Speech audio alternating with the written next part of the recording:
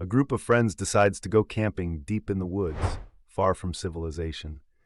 Among them is a girl named Emily, who brings along her beloved dog, Jason, a large, friendly German Shepherd.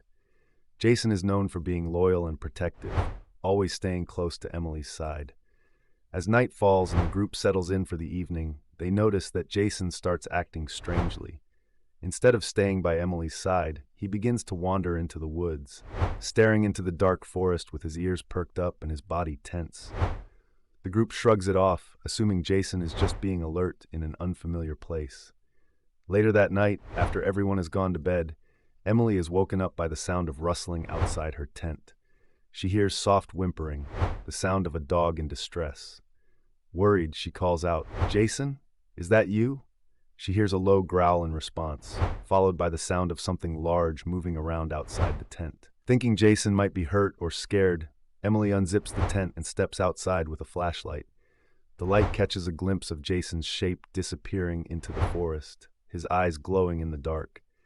Relieved but puzzled by his odd behavior, she decides to go back to sleep, hoping he'll return by morning.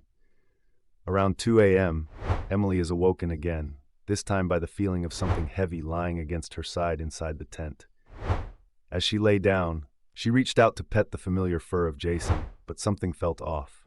His fur was coarser, and he smelled different, more like wet leaves and decay than the familiar scent of her dog.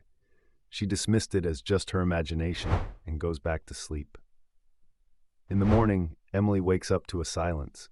She notices that Jason is no longer beside her.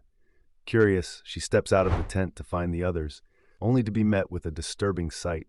Her friends are gathered around something just beyond the campsite. As Emily approaches, her blood runs cold.